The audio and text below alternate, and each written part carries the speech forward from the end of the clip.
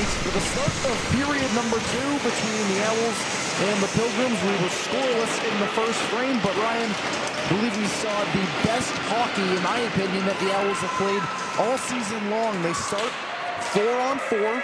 They'll have a few minutes of power play time. Once the Owls power play clears, or penalty clears, that one thrown all the way around. Think he has to chase after it. Yeah, I mean, you see it up on the scoreboard right now. Shots on goal, 22-7 in favor of Keene State. So they've come out with a vengeance, but again, still just looking for that goal. Hornsby, a beautiful move, but lost the handle. Chung had it tied up in front of her. Hornsby goes down. The puck is underneath her. D'Souza still digging away at it. Patrick is finally able to control. Yeah, now. Oh, sorry, Teddy. The McNeil penalty ends. The Owls are 5-on-4 for 2 minutes and 40 seconds. Finke shoots one. It's blocked wide. Yeah, and we'll see now if Keene State can really take advantage, because they're going to have a lengthy power play here. Still 2.5 minutes to go on it. And here's D'Souza. Lost the puck. Had to play it away. Gilchrist was there to knock it down. Now D'Souza and Gilchrist battle. D'Souza goes down as well as Gilchrist. And that's a great way of letting them play there. Yeah, Let the physicality grow. I agree. Here's Good Patrick. no call. Patrick backhands one, stick just over the net. Jones in the near corner. Looks for options, plays it up top. Edmonds, that one blocked. Jones gets it back. Drops it back to Edmonds. Jones tried to center one. Couldn't find the stick of Norman. Good. Lost the handle again. A struggle the Owls have had to start this period. But here's Jones. Over to Edmonds. Edmonds through a screen. It's padded away by McGinty. Edmonds again. Back to Jones. Good. Over to Edmonds. That pass intercepted and cleared.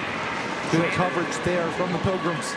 I was just about to say, Keene State has been overall pretty good with their passing effectiveness in this game. It was something that they've struggled with a lot this year, but unfortunately not able to connect there, but they get it right back. McNeil still now just under a minute of power play time. D'Souza, top of the slot, has to work around the defender. Tries to fire one short side, it's shouldered away by McGinty. D'Souza tried the back skate, tripped on the ice, and now here comes Babbitt with speed. Finke on the back check, and Babbitt lost control. She goes down in the corner. We play on. What a back check from Brianna Finke. Yeah, outstanding there by Finke. And then, whoa! An icing call on the Owls when Emma McNeil was at the goal line. I can't believe it. That was not as clear as a one race there, as you can see. And I don't know why they still call that icing.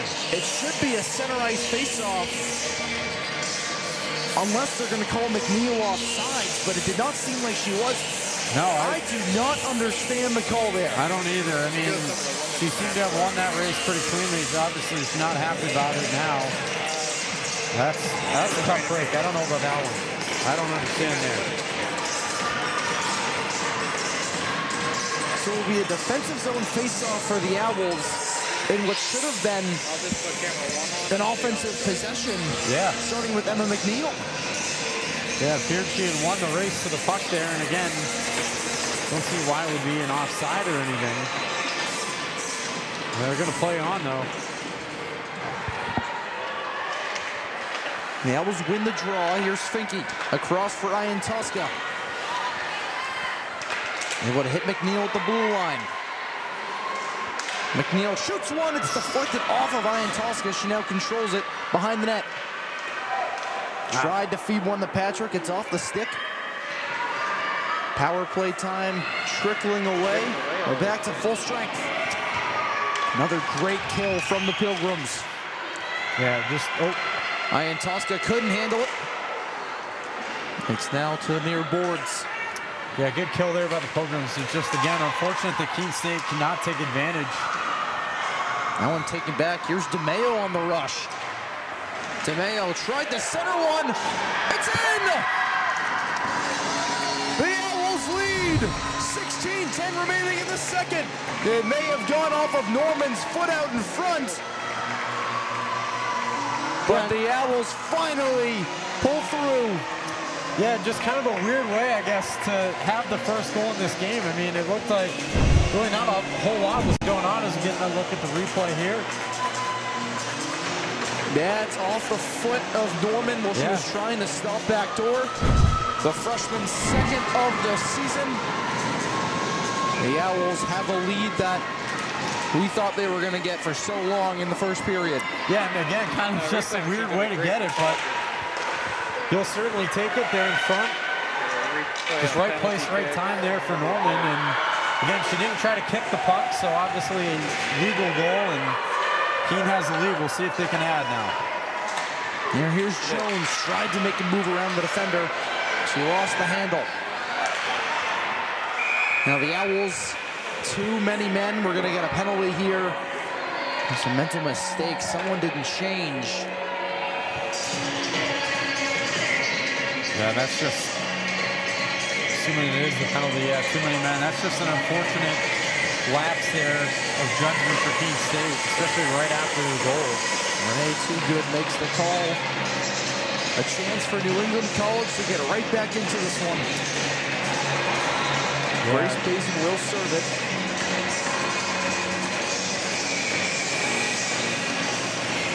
Owls have had some offensive opportunities though this season. We've seen on penalty kills, so we'll see if that trend continues, but tough there. Now Hornsby able to keep that one in. Now here's Gilchrist. A shot from the short side. Slipped away by Chung. Gilchrist tried to put one in from a tough angle, and it's off the side of the cage, and Edmonds is able to clear it. Now Norman in pursuit, applying the pressure. As she goes down hard into the boards. We're going to get a penalty called here, but we'll see if Norman is all right. I hope so. That was a hard hit. She's up on one knee on her own will.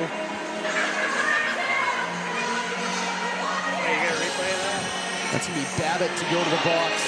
The referee's talking to see what the call will be. Here's a look at the replay. Oh, not too much contact there. Obviously, the stick does get in the foot. A little bit of a shove just right in the wrong area there. Yeah. It will be a 2-minute minor for boarding, as I thought it would be.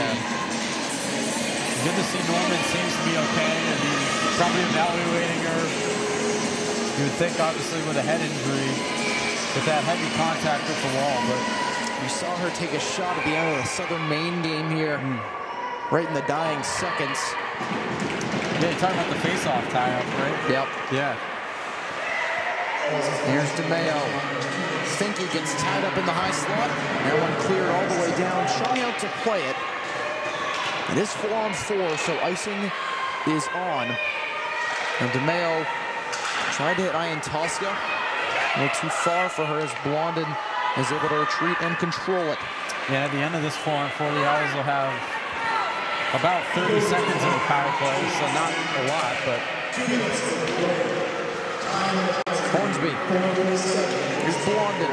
Tried to center one. It's poked away by DeMayo. Gilchrist. Through the skates of Shortino. And offsides is blown. Yeah, good play there by Shortino, because if Finke got that, she was going to be off to the races, I think, with that puck. But good play defensively, although, again, the offside's called, but definitely worth it there.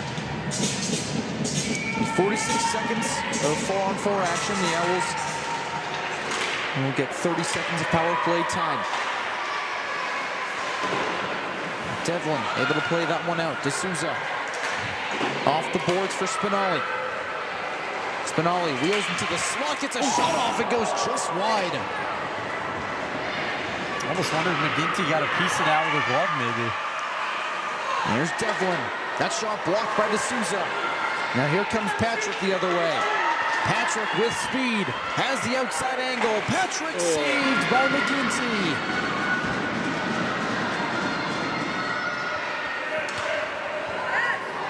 Now here comes New England College the other way. That shot easily turned aside by Chung, and now the Owls to a short power play.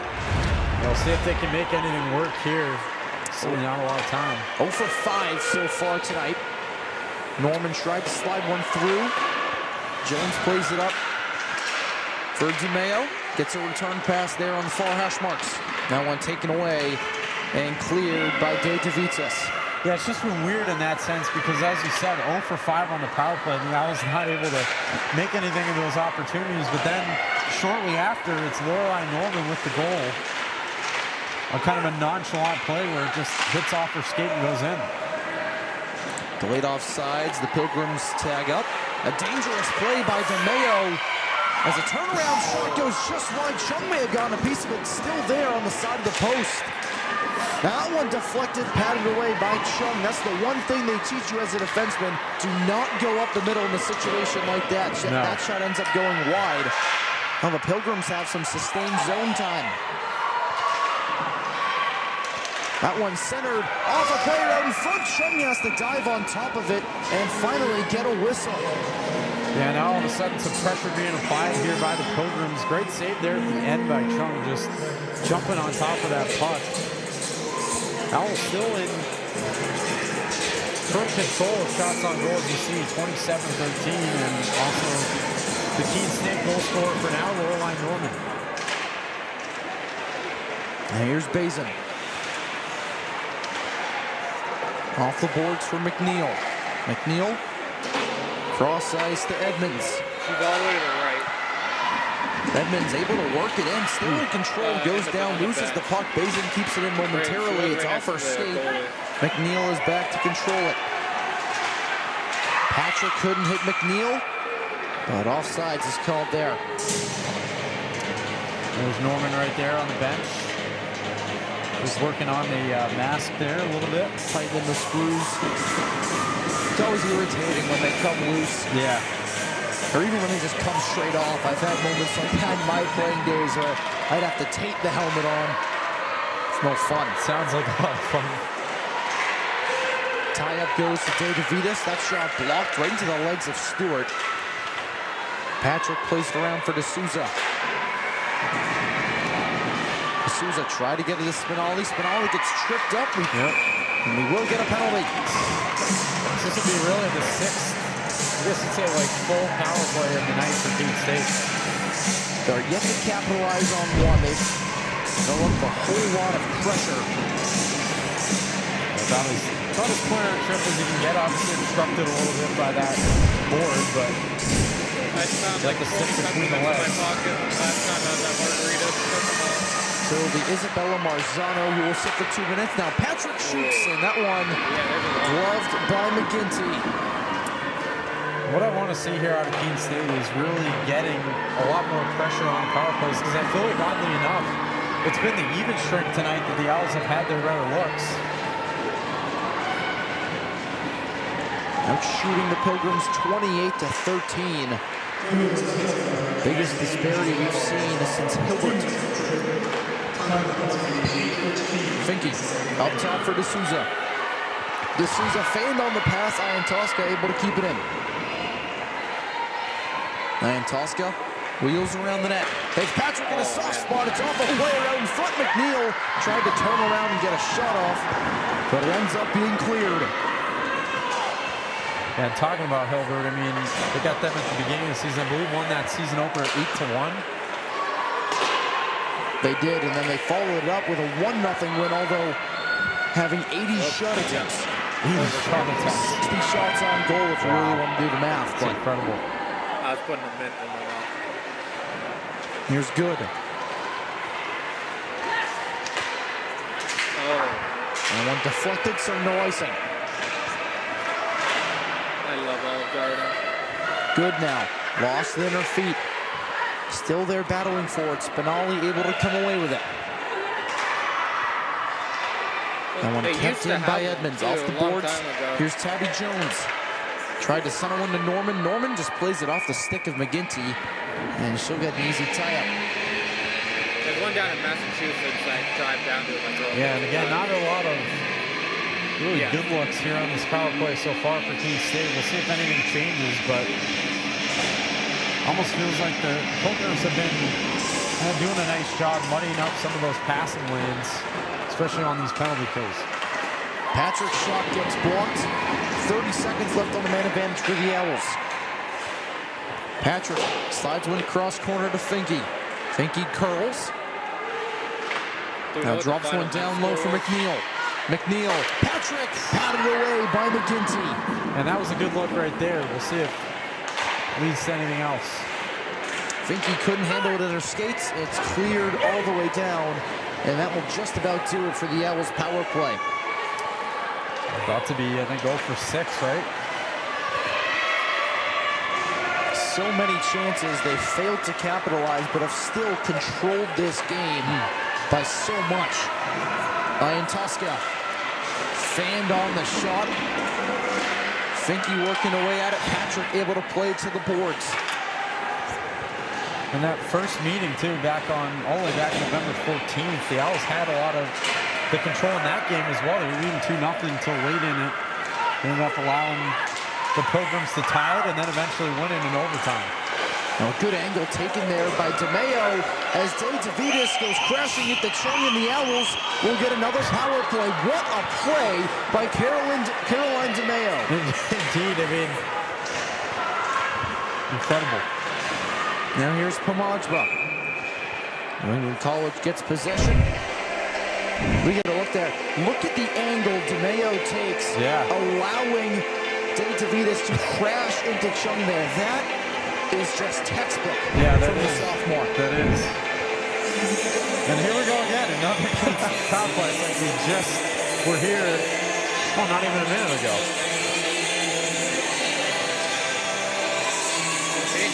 Mixed in with 4-on-4s, 4-on-3s. I believe this is the Owls' 8th opportunity on the man advantage. And head coach Mackenzie Egan wants to get a second look at it. Obviously, it didn't seem like too much. Dave DeVitis did interfere. Rushing it at someone else to serve the penalty. That will be Ayla Paley to serve it. The Owls win the draw. Patrick, that one deflected out in front. A good heads-up stop from McGinty as she gets the whistle. Yeah, and almost like the same exact chance that Keene State had in the last power play, especially in those first few seconds. Can Keene build some solid zone time? That's a big question over here. That one played out in front. Ian Tosca fan on it.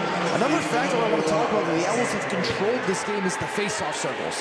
They have won so many face-offs and have allowed themselves to get these opportunities and control the puck. Now that one chipped out. Here's a chance for Hornsby. Hornsby with a breakaway. And she's taken down from behind by Patrick. And we're not going to get a penalty shot here as it was after the shot attempt. 3 players go crashing into the Owls' net. Yeah, and definitely the right call, but I think that's really all Patrick could do in that situation. I mean, it's going to be a pretty clean look. Now, Hornsby had already lost possession into the corner. Patrick couldn't exactly stop in time. So it'll be 4-on-4. Not been the cleanest hockey game, to say the least. I mean, obviously, Keene State has dominated the possessions and all that stuff, time possession, face-offs, everything like that. But on scoreboard, it's only 1-0, and look at all the opportunities they've had. Also, set New England up for some opportunities here in the second period. In a game like this, where obviously that one goal you have is off a lucky bounce. That shot comes from outside. It's gloved by Chung. A goal from New England College. This game is brand new. Exactly. You run into a hot goalie like McGinty has played unbelievable so far this evening. Then on the other side, you have I Chung, who statistically is the best goaltender in the LEC. Yeah. This could become a whole new game. Gilchrist making some nice moves. Chung is able to get the glove on it right over the stick of Hornsby. This would also just, if Keene State can end up winning this game, this would be nice for them too, because obviously it'd be their second straight home win as well, coming off of that home and home with, well, not home and home, but back-to-back home games against Plymouth State a couple weeks ago. Yeah. And what we said at the time was their best home win of the season. They controlled that game against Plymouth State. It's going to be an icing called on New England College. Then obviously you go to Norwich, which during the break I was talking to a few of the parents, the hockey team here, and I think Norwich is going to move to the top 5. I think they're 4 in the country. Yeah. Obviously you lose that first game 10-0. That's real tough. But then the second game 4-0. You see that improvement, and now you start to control this game. You're playing your best hockey that you've played all season long. As Finke is right there to take away the pass. Ian Tosca now with steam. Ian Tosca throws one through the slot. Finke wasn't there, but Finke now battles in the corner. Bend one leg up and down. Gilchrist.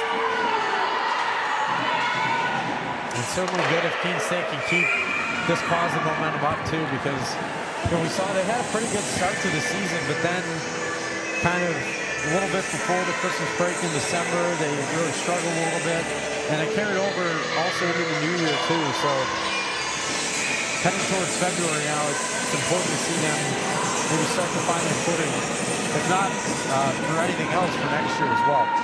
And heading into today, the Owls were 8 points ahead of Plymouth State. With 7 teams in the LEC, the top 6 make the tournament. The Owls sit in 6th at the moment. Plymouth State beat UMass Boston. So now the Owls 6 points ahead. Or pardon me, I should say only 5 points ahead, as it was a regulation win. As the Sousa's pass gets taken away, Babbitt chips it around. She lost the handle there. Battles now with Stewart behind the net. So a win here for the Owls, at least one this weekend. You're set up real nicely. Norman able to keep that moving through the neutral zone. Icing is waved off. If you win both of them, you're really in a play for seeding mode of the season. And I think obviously they would certainly love to have both of these games. We all know it's in the LEC and just in college hockey in general, it's tough to beat the same team 2 days in a row. Oh, that's cool. We've seen Keene be on the kind of the positive end of it, maybe winning the first game, then losing the second. We've seen the other way, where they maybe don't win the first, but then they bounce back the next day. So Patrick comes out of the box. To see Tyler Childers outside. Just over 6 minutes left in the middle frame. I love Dirk Bennett. Yeah, I'd love to see it. And really, the teams in the top of the league right now. Southern Maine is up there, but Southern Maine, you lost. Bourbon It was so close. It came right down to the end. And if you play this type of hockey, especially even on the road at Southern Maine, you can knock off a win or two. The way this team is playing at the moment could show great signs for the rest of the season. Yeah, and I think that game too, that Southern Maine game, was such a testament to how Chung was played this season. The Huskies had so many looks at her that night, and only able to come out with 1 goal. Keene State was in it the rest of the way, and had chances even up until the final seconds. So, and you also see the scoreboard there. Southern Maine beats Castleton on the road 5-0. Castleton, a team that the Owls lost to big time on the road. You get them twice here. If you play them tight, maybe you could squeak out a win. Yeah, you never know. And it's any given night in college hockey. We saw on the men's side, New England College upset Babson last week. Yeah. He's updated the men's score as well. They were leading at one point, 2-0 in that game. So just got one back, though. It was 5-3 the last time we checked in. Chase Connie has 2 goals. Caleb McCauley, the first goal of his collegiate career, and Luke Festa finally gets on the score sheet. One just has over 13 minutes remaining in the third up in Gorham. Quick drive. Nice area, Gorham. The campus of Southern Maine, it's strange. It's split into 2. All your classes are in Portland. Yep. But all your living spaces are in Gorham, which is not a far drive, but still. Here's Finke making a strong move, has to curl back. Finke gets around one defender, it's knocked to the boards. I had role model on the concerts I was working because he came to listen to it. And about a 2.5 to 2 hours 40-minute bus ride. So hoping to come home happy. Lafferty able to get that one back in. Pollard around the net for McNeil. McNeil with time, feeds it to Spinelli. Spinelli gets that behind the net. McNeil there.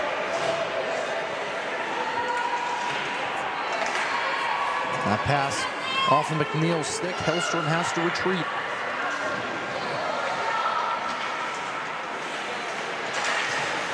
That pass goes to the stick of Tabby Jones. Jones plays it off the boards for Norman. Too far for her. As Lafferty tries to gain control, Jones takes it back and keeps it in, but it squirts out to the neutral zone. Stewart, the Elves are back on sides. Not for long. DeMeo. Did she gain the line? It looks like she did. No icing. Gilchrist. Good step there by DeMeo. DeMeo and Iantowska both went for it. Iantowska comes away with the puck. Great back check there from Sargent, able to knock Iantowska off the puck. Now here comes Gilchrist. Gilchrist around Stewart. Tries to center one. It's off the stick. Still there. It goes to the near circle. A shot to a save from Chung. Yeah, just right place, right time there for Chung. Her momentum was kind of carrying her back to her left, and luckily right to where that puck was going. So this is where things get a little dangerous for Keene State, because again, they're dominating in every category on the stat sheet, but not really dominating on the scoreboard. I mean, obviously they have the lead. That's where you want to be, but you're just one kind of fluke play away from this being a whole new game. New England College has seemed to dominate the last few minutes as they got another turnover. That one caught a piece of Chung's blocker. That one taken back once again. Pond able to get it in. Edmonds around for Good. Good off the boards. Jammed back in by Pond. Now Wiseman couldn't catch that. Still has the step on Pond. As Wiseman tried to drop it down to Finke. But it goes back out to the point. Finke. Are we going to get another too many men call on the Owls? Yeah, looks like we got something coming here. Yep. I think we are here. Yeah, it hit an Owl player's foot while she was changing. 2:09 left in the second. The Pilgrims will go back to the power play. The second too many men call on Keene State tonight. And I don't know what it is, but it just feels like the second period has been kind of a trouble period for Keene State. I mean, tonight, obviously, they were able to get the goal, but in terms of penalties, I mean, they played a pretty clean first period. We saw that here a couple weeks ago, too, but for some reason, that's just been a bugaboo this year for them. So it will be Pomazba and Wiseman out there for forwards. Edmonds and Good on defense.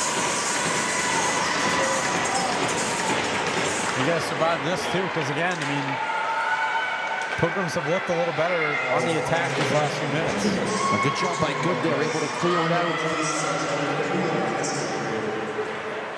Now Wiseman applying the pressure, gets a stick in there.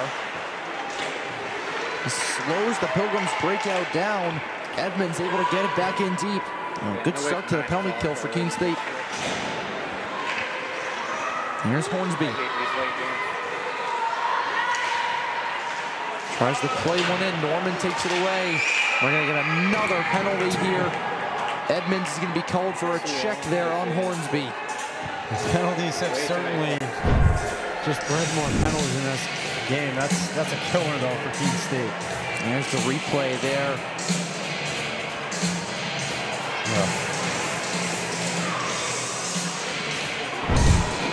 So it'll be 5-on-3 for a minute and 29 seconds. And that's a lot of time. A lot of time for this Pilgrims team.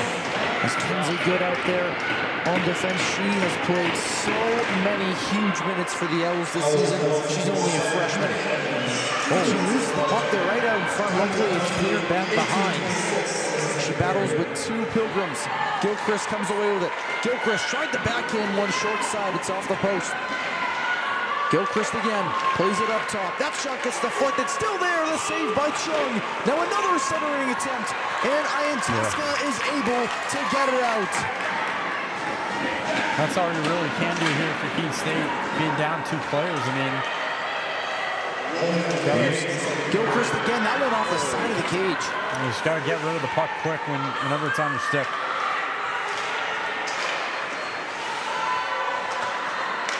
Pass over to Gilchrist. She fires one just wide.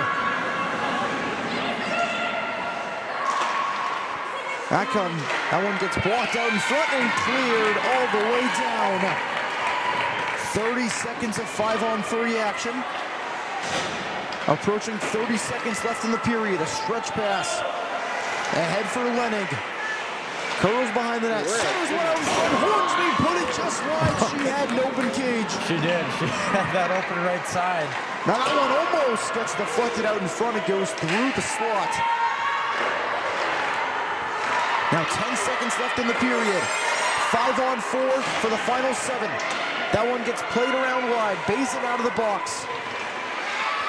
Bazin working for it, takes it back, and that will do it for the second period. So a huge 5-on-3 kill for the Owls. Still 26 seconds left on the Edmonds body checking call. But the Owls lead by 1 thanks to Lorelei Norman. We'll be back in 15 minutes for the start of period number 3 here on the Owls Media Network.